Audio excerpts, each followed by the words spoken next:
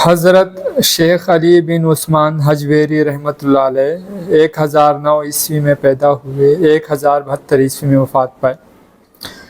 1009 عیسوی میں حضرت شیخ علی بن عثمان حجویری رحمۃ اللہ علیہ داتا گنج بخش غزنی میں پیدا ہوئے۔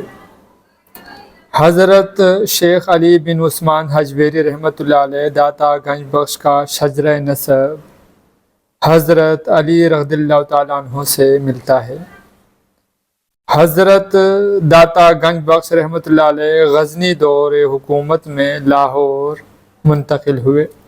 حضرت داتا گنج بخش رحمۃ اللہ علیہ 1072 عیسوی میں لاہور میں وفات پائے۔ حضرت داتا گنج بخش رحمۃ اللہ علیہ کا مزار لاہور میں واقع ہے۔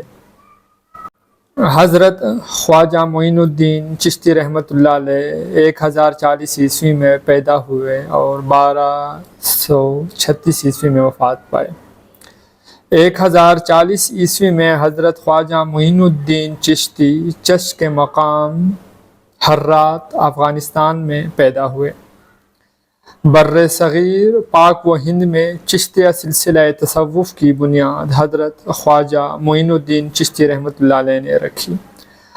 حضرت خواجہ معین الدین چشتی رحمۃ اللہ علیہ کا شجرہ نسب حضرت علی رضی اللہ تعالیٰ عنہ سے ملتا ہے۔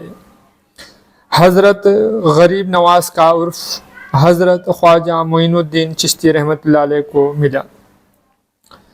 غوری دور حکومت میں حضرت غریب نواز رحمۃ اللہ علیہ لاہور منتقل ہوئے۔ 1236 عیسوی میں حضرت خواجہ معین الدین چشتی رحمۃ اللہ علیہ کی وفات اجمیر شریف میں ہوئی اور اجمیر شریف میں ان کا مزار واقع ہے۔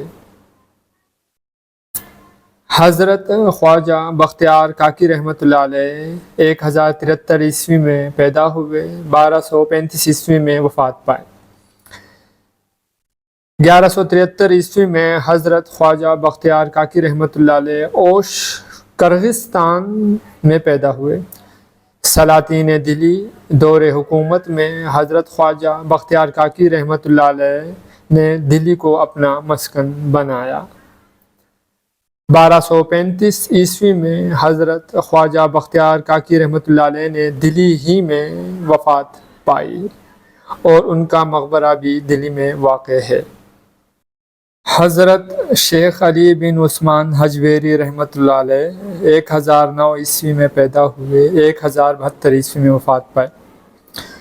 1009 عیسوی میں حضرت شیخ علی بن عثمان حجویری رحمۃ اللہ علیہ داتا گنج بخش غزنی میں پیدا ہوئے۔ حضرت شیخ علی بن عثمان حجویری رحمۃ اللہ علیہ داتا گنج بخش کا شجرہ نسب حضرت علی رضی اللہ تعالیٰ عنہ سے ملتا ہے۔ حضرت داتا گنج بخش رحمۃ اللہ علیہ غزنی دور حکومت میں لاہور منتقل ہوئے۔ حضرت داتا گنج بخش رحمۃ اللہ علیہ 1072 عیسوی میں لاہور میں وفات پائے۔ حضرت داتا گنج بخش رحمۃ اللہ علیہ کا مزار لاہور میں واقع ہے۔